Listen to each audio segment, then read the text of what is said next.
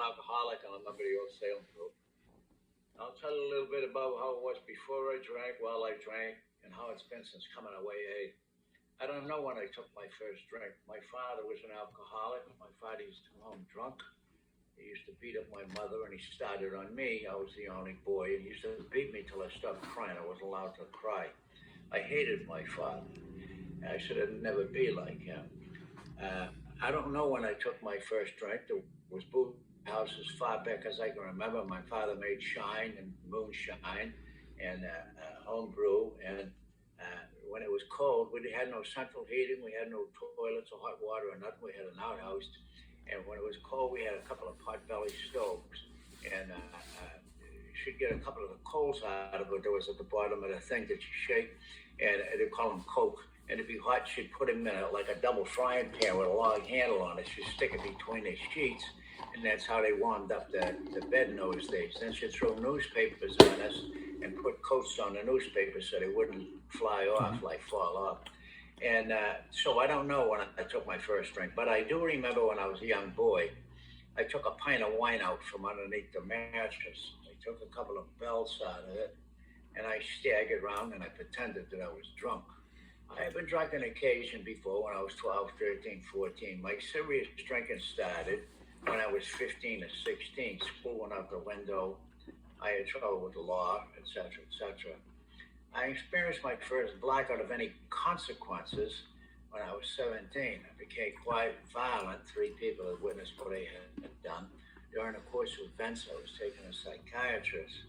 And I told him I was drinking. I don't remember nothing. And he explained to me, he says, there's some people when they drink, they have a form of amnesia. Now, when I say I had a blackout, I don't mean that I was falling down, staggering around drunk. I mean, I could operate. I would get the appearance of being sober, but I had no recollection at all of the things I did when I was in this condition. Like I say, the fact that I became violent didn't surprise me. I had a violent temper. What bothered me was they thought these guys were setting me up. I thought that they was lying. And this is the kind of drinker that I was. I was a blackout drinker. I'll tell you a couple of things that happened to me during my drinking, how I thought and how I felt at the time. And if you knew we're coming back to AA, it's important how the person speaking, how they thought and how they felt. Not necessarily the things that they did. You'll probably never identify with any like that, but you can identify with the thinking and the feeling. There's one time there's 5 of us guys, we left the joint in Peabody. We're heading in town to Boston, and I was sitting on the passenger side, drinking out of a beer glass they had taken from the bar.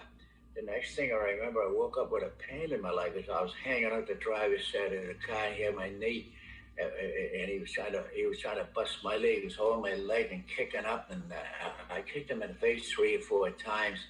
Guys broke it up. I said to one of my friends, "What are the crazy bastards do that for?" And he snapped, and he turned on me, and he says, "It isn't him, you son of a bitch, it's you." For no reason at all, when he was driving the car, he took the beer glass, he smashed it in his face. We ended up in the middle of the rotary. We could have all been killed.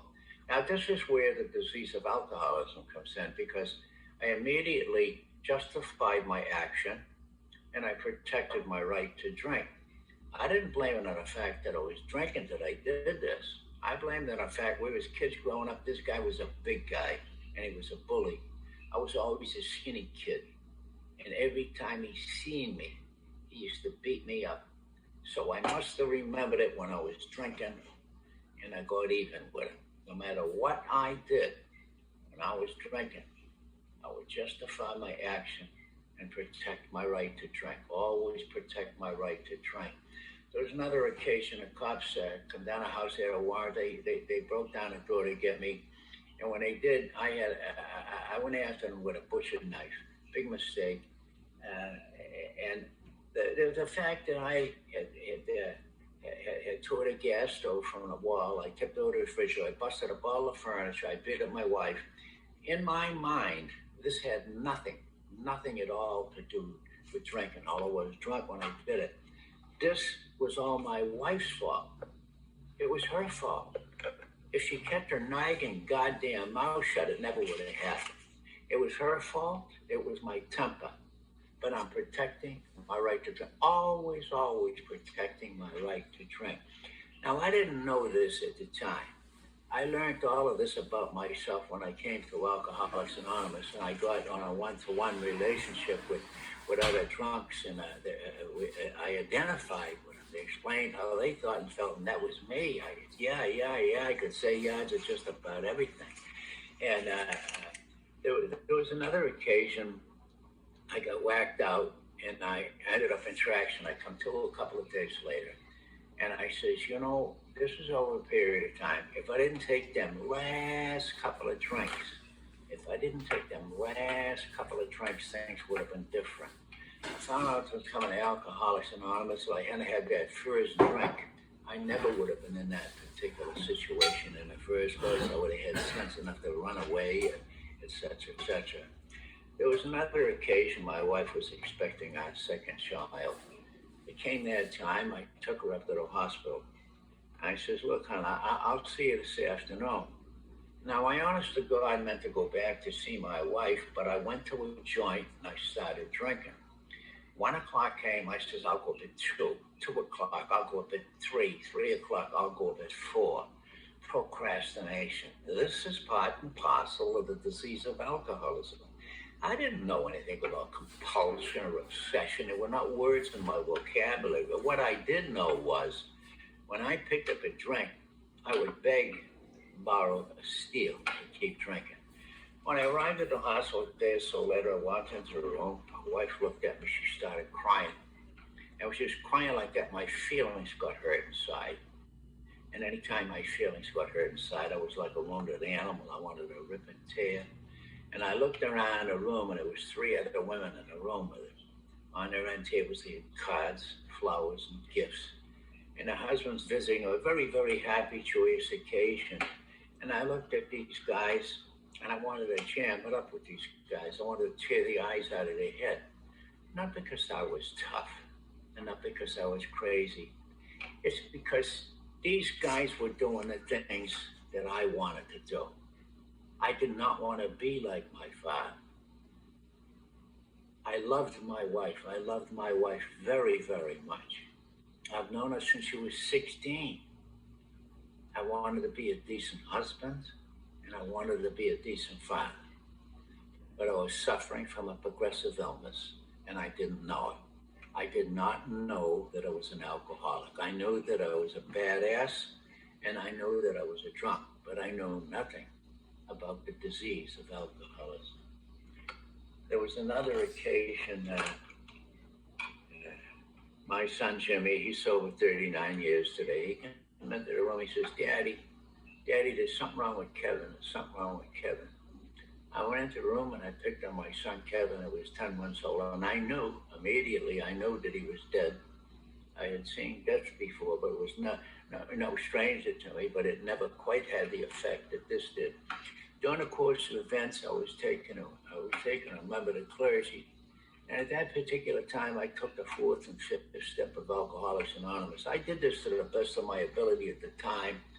I caught pleas for things that I had done that I figured I would take to the grave with me, that no other human being would know about. But I was motivated by hurt and pain inside, and I was willing to do anything. And in those days, we used to take pledges, and the priest suggested that I take a pledge for 3 months. And I swore on the grave of my son that I wouldn't drink for 3 months. And in 2 weeks' time, I was drinking again. And when many a time I drank after that, I couldn't get drunk. What I mean by that is I would lose my body functions. I would fall down, but I would always be aware. I would always be aware of that hurt and that pain that had way down deep inside of me. In those days, I drank for oblivion. I would drink so much wine, and I would pray to God that I would pass out and not walk around in a blackout. It was on one of these occasions, I'm bumming around the city of Peabody, no car, no friends, no women in my life, no gambling, no fighting. I'm doing a lot of drinking that I, honest to God, didn't want to do. And I needed a drink, and I was crying, and I remembered my father had a room in the House of Horrors where the Dunkin' Donuts is in the square now. I went down his room, kicked in the door, he's laying in a bed, and he's mumbling a rosary piece that he had. I says, I need a drink. he gave me some wine. I started to drink the wine, and I called them all kind of bastards because he didn't go to my son's funeral. He looks at me and he says, "Son," he says, "why don't you stop your drinking before you end up just like me?" And I says, how do I stop? Because I had tried hundreds and hundreds and hundreds of times to stop drinking. I could never stop drinking. And the only answer he had for me is, "You're young. You're young," because it was too late for him. And I says, I can't. He says, "Oh God, no, not you too." Before I left the room that night, I tore the beads out of his hands. I ripped up the beads. I threw the beads at him. I spit at him. I slapped him a couple of times. I wish that he was dead.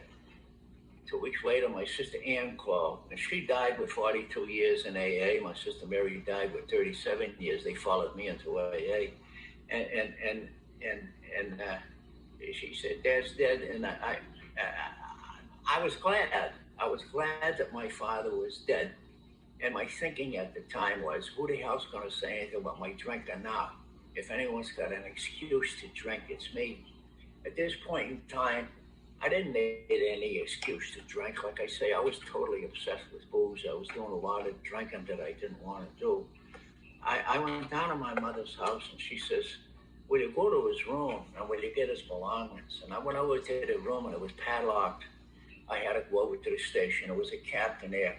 He used to arrest me when I was 11 and 12 years old for doing all kind of vandalism and breaking entrance. My friends was all in reform school, and it put me in a cruiser sometime. It tried to talk sense. I didn't know what the fuck compassion was when I was out there on the street. I didn't even know what the word meant. I didn't.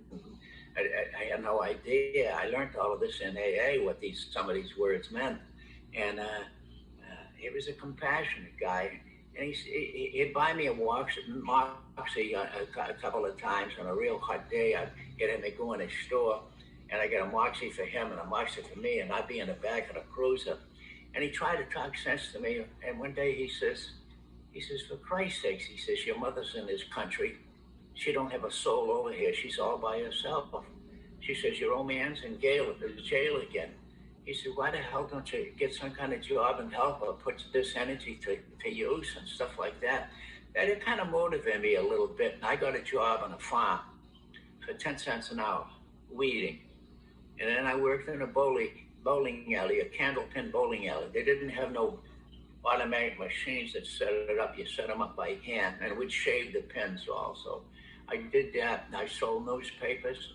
And like I say, I caddied. I worked in a laundry. I worked in a cafeteria. The last place I worked was a leather factory.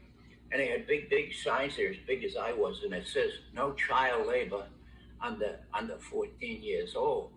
Well, I didn't work for the manufacturer. I worked for the guys. The guys was on piecework. For every piece of leather that they produced, they would get so much money. At the end of the week, they'd open up their envelope and they'd throw out the change. And sometimes, if you're lucky, if you did a good job, they'd give you $1. And this is, I would always split all my money with my mother. But what my mother didn't know is me and my friend, every place I worked and every place any other kid worked, I would tell them to leave a window open, tell me what it's about. And we would go in and we'd steal it. You couldn't rob the mom and pop stores. They was in there. They'd shoot you. You could hold them up, but you couldn't rob them. But and this is what I did. And here I am in the police station with this guy. He's made a captain. We talked for about an hour and a half. We hadn't seen each other for years and years. And then the landlord came. And he got a patrolman, and he says to him, he says, "Take the kid over there. Let him take what he wants out of the room." I went into the room, and I looked around, and I says, I wonder what Ma would want. And I settled for the faded blue suit, the overcoat, the soft hat with a big oily rim around it where he had it all the time, and a pair of shoes, and a crucifix that I tore off the beads. I ripped up the beads. He put on a mirror. He put the crucifix on a mirror, and I grabbed that because I knew my mother would like that. She was a religious person. And I took it home, I laid it on the couch. She picked up the overcoat. She hugged it and cried. She says, "Oh my God, no. He was a good man, but he drank too much." I could only see a vicious, mean son of a bitch in him, but I never realized how young my mother was when I was 23 fucking years old. She loved him. What the fuck are you gonna do? She loved him. And he loved her. I know that now. They did the best they could fucking do. And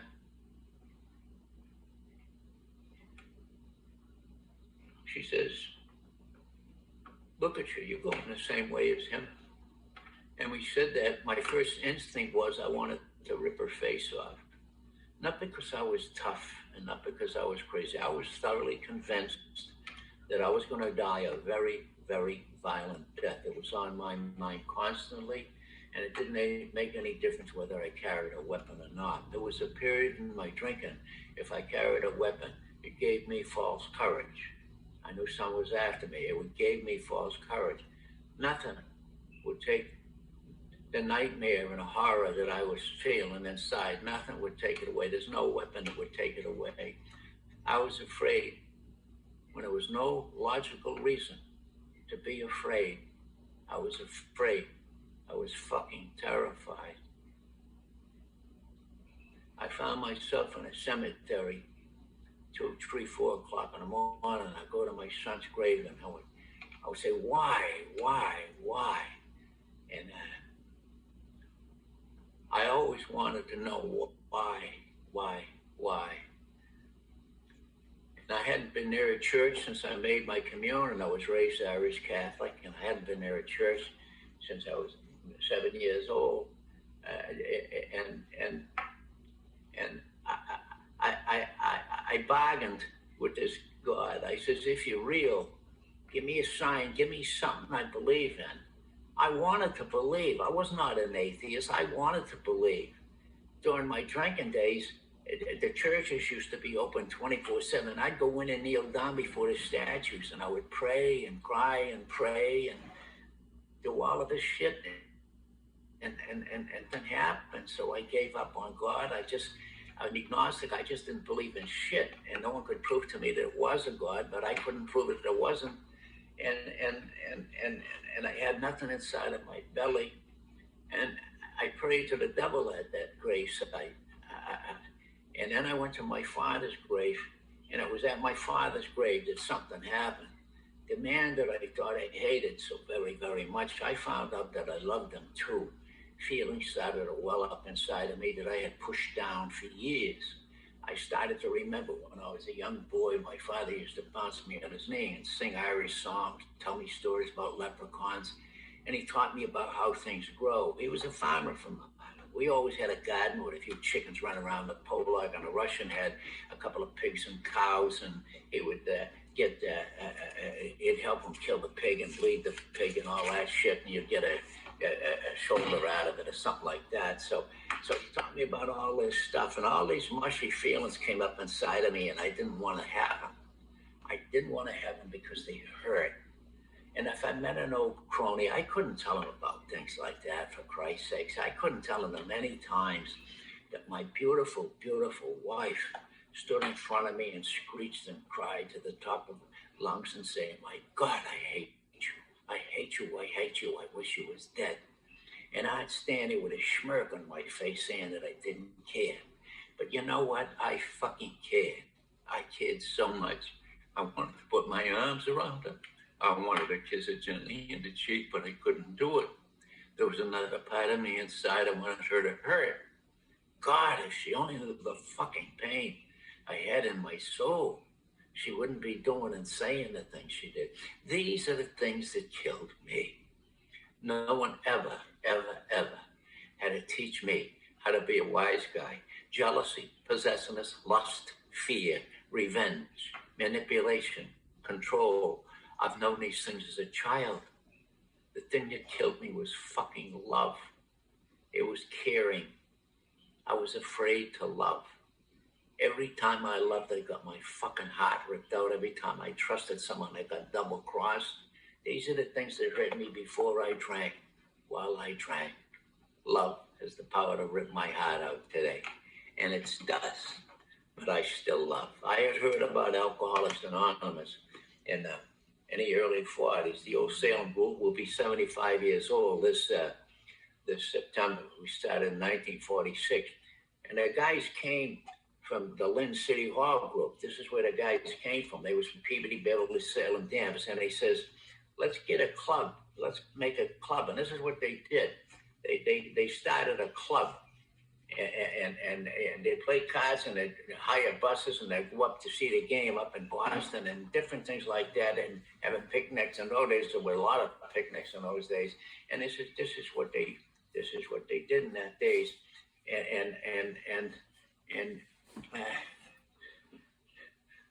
So, like I say, I heard about Alcoholics Anonymous because one of the co-founders of AA took my father to AA. His name was Jerry Crowley. He was one of the co-founders of the Salem group, and that was 75 years ago. He took my father to Lynn, and he took my father to the Salem group, so I knew what it was.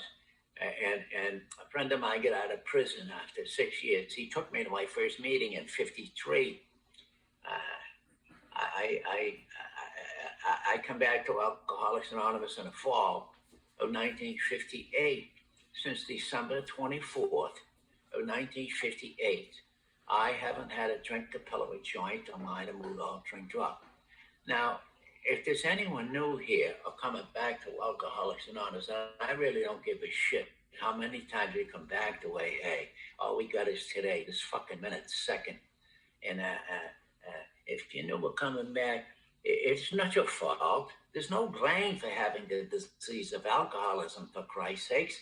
As you come back hundreds and hundreds and hundreds of times, I've seen that. Some of them die, some of them are lucky enough to get the fucking thing. But it's not your fault. There's no blame for having this disease. If you're an alcoholic, it doesn't mean that you're a weak-willed person or a moral leper. You might have a very strong will and put it in other areas of your life and succeed and do many, many things. But as far as booze is concerned, it's shit. It don't mean shit. It's like trying to use your mind to control diarrhea. You just can't do it. They told me I had a threefold disease. It was physical, mental, and spiritual. Now, the physical part of this disease, it isn't the shakes, the wet or the dry heave, cirrhosis of the liver, or losing a limb in an automobile accident. The physical part of this disease is that my body chemistry is different than a normal drinker. I have an allergy toward alcohol. When I take one drink of alcohol and put it in my system, it's just a craving, a phenomenon of craving. And I have to drink to feed this physical compulsion. I didn't eat dirty meats and dirty days to understand that. Christ, I knew long before AA that it was the first drink that got me drunk, but I didn't know why. When they told me in here it's because I had a physical allergy toward alcohol, I bought it. I bought it emotionally and intellectually. It explained to me why I drank like I drank. Now, when booze was working for me, there were many times I went into a joint with the guys. I felt the balls. I just wanted a couple of drinks. That's when it was working for. I just wanted a couple of drinks to keep this feeling. Some of the guys I was with, they could go to work, they could go home to supper. Once I picked up a drink, I would beg, borrow, or steal to keep drinking. There's some people in this hall, based on your own experience, you can identify what I'm saying. You take one drink, put it in your system.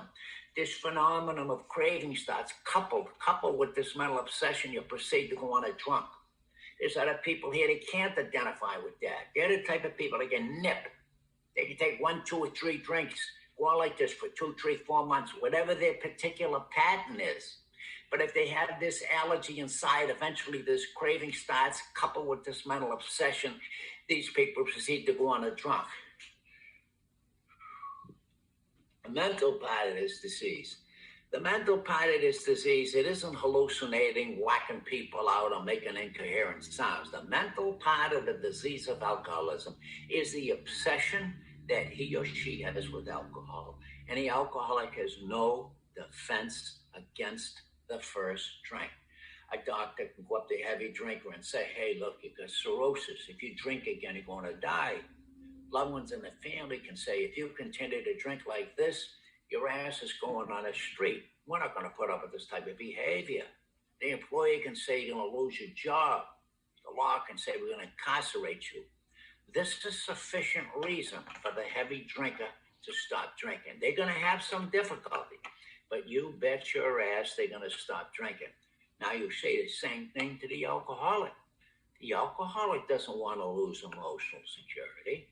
They don't want to have financial insecurity. They don't want to be incarcerated. They don't want to lose their health. And from the bottom of our hearts, how many times have we said, I swear to God, I will never, never, never drink again. And you mean it. You're as sincere as you can be. You mean it. But once that idea of a drink comes into the mind of the alcoholic, no matter what defense you put up against it, it gives way. This is the mental part of the disease. Most people, they go up and they touch a hot stove. They don't have to make an intellectual decision to pull their hand away. I create a built into the human organism a defense mechanism to protect it. It's called self-preservation. We lose this basic instinct with the disease of alcoholism. If you're an alcoholic sitting out there, you are bent on self-destruction. And it doesn't make any difference whether you do it driving a car, going in a bar, and act like Tilla the Hun, or drink or drugging yourself to death. And you can do the same thing sober. With your character defects, you can die by them. Every fucking one you got, you can die by them.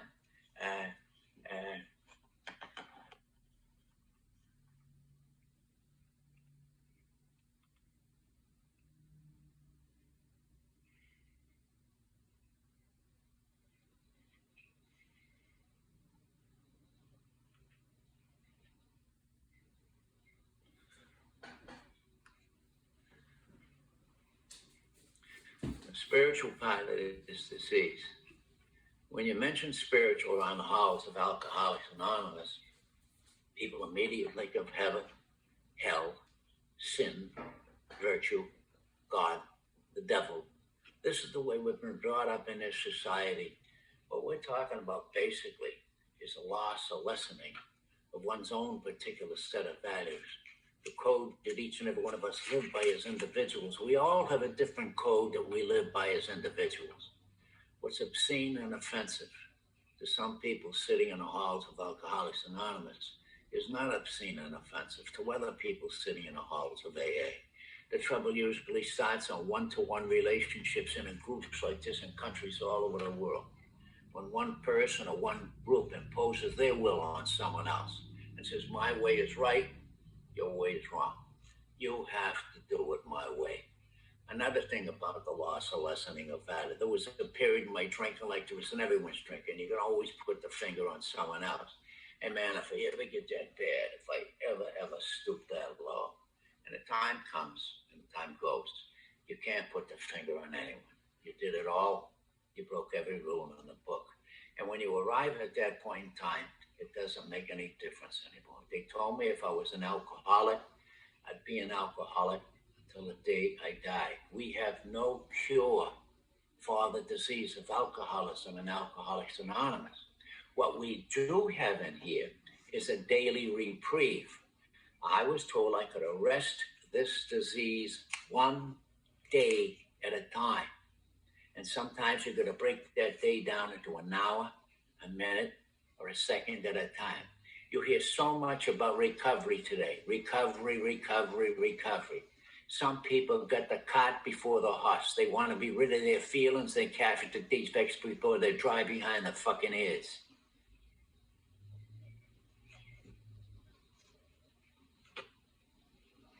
I've recovered from the direct results of drinking alcohol.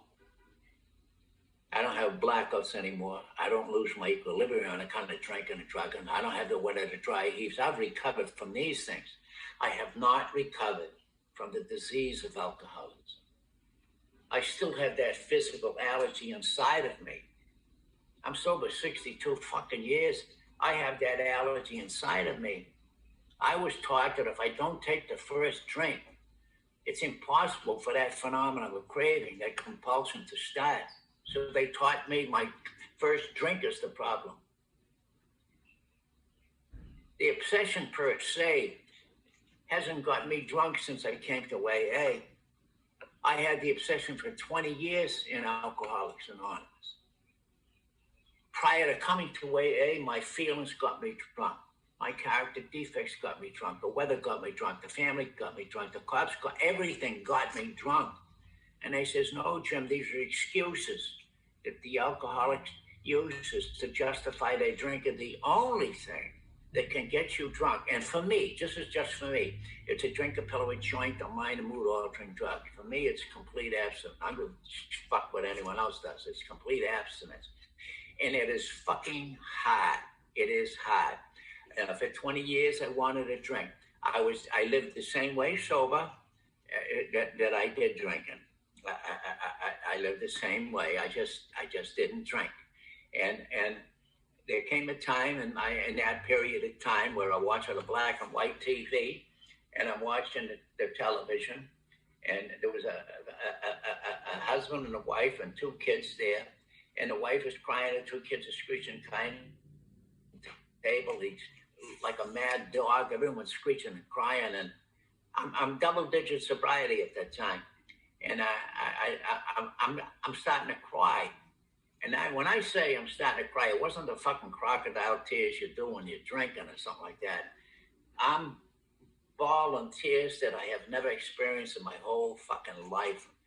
I just kept crying. I says, what the fuck? What is all this about? How come I'm crying? Well, I tried all that time that I was a badass sober. I tried to be decent. I tried so hard to have my character defects removed. I didn't want to. I hurt people I loved.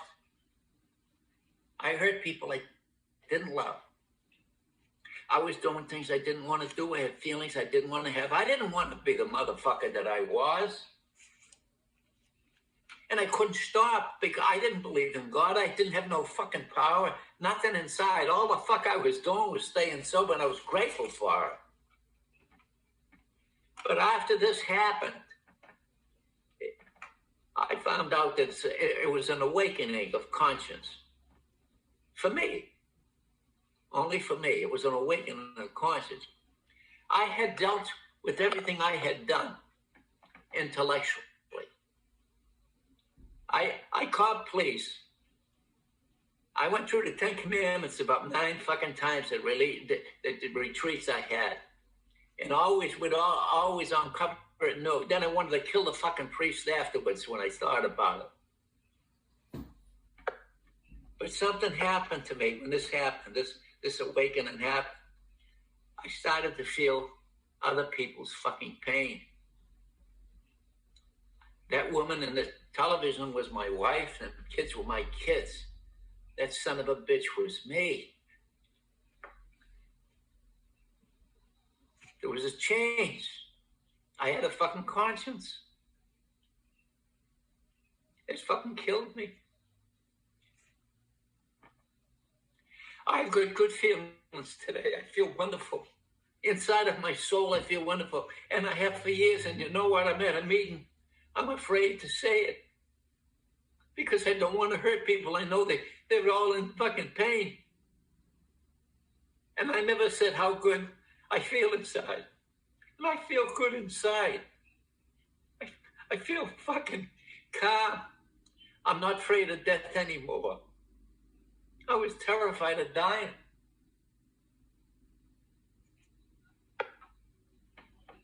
I'm not a fucking saint. Far from it. I have values. I try to live up to my values. If I had to put a percentage on my life, 90% of the time, I'm a very well-adjusted psychopath. 10% of the time, I'm out there. I curl up in a fetal position. Everything is conspiracy. I'm totally fucking paranoid. I don't believe in nothing. I don't take no meds. I haven't smoked for 57 years. I used to smoke 3 packs a day. I used to carry a weapon. I don't anymore. A lot of things I used to do, I don't do. And I feel good inside. I'm very grateful. If you're new or coming back to Alcoholics Anonymous, serenity, peace of mind, peace of soul. That is not the fucking miracle of Alcoholics Anonymous. The miracle is physical sobriety. And I don't give a fuck how much you're suffering sober. The miracle is physical sobriety. That's the miracle of Alcoholics Anonymous. And if you doubt me, look into the fucking eyes of someone you love. They're all juiced up, they're not in there. You'd give anything for them to be sober. Physical sobriety is the miracle of Alcoholics Anonymous. If you go home tonight, you broke every fucking rule in the book and you're physically sober, you're doing it 100% right. And remember this, it is not 100% success rate in Alcoholics Anonymous. There's people listening to this meeting now that will definitely die from the direct results of drinking or drug. And there's no fucking question about it. No one likes to hear that shit. And no one likes to hear that some of us gotta suffer to get fucking well. No one wants to hear that shit anymore. If you're sober, that's the fucking miracle. The pain that you feel when you're sober is gonna help you and motivate you. And I didn't believe in any kind of higher power. And like I say, I made 9 retreats. I read books in philosophy, theology, psychology, search, and always fucking search. And I read shit on a shit house wall. I always looking so I could change what the fuck is inside of me. I believe today. I don't know what God is. I have an idea and I'm leaning toward it, something psychic or it's some kind of energy and some kind of frequency or something like that. Because my life, it seems to be planned some days. It's fucking, I believe in it. I believe that God, as I can see God to be worked through people. My God is manifest in music, art, literature, nature. But it's at meetings like this, it's something you sense and feel. Someone reaches right down inside of your soul and he says, my God, I'm not alone. Someone knows how I feel. Everyone doesn't know, they don't have to. But as water seeks its own level, you will find people in here that you can identify with. We have something in the halls of Alcoholics Anonymous. The medical profession don't have it. The clergy don't have it. The psychiatric profession don't have it. It's called a transmission line. What comes from the heart of a drunk reaches the heart of a drunk. Thank you.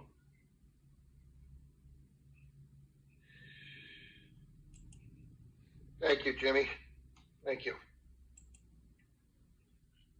I'm going to read the other stuff here, the group conscience. All right. This is the group conscience.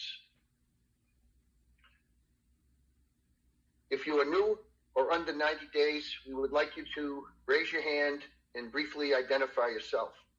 If you have a question, good, ask it. If not, please don't go on and on. We will ask you to stop talking. If you have 91 plus days, please be aware of the time.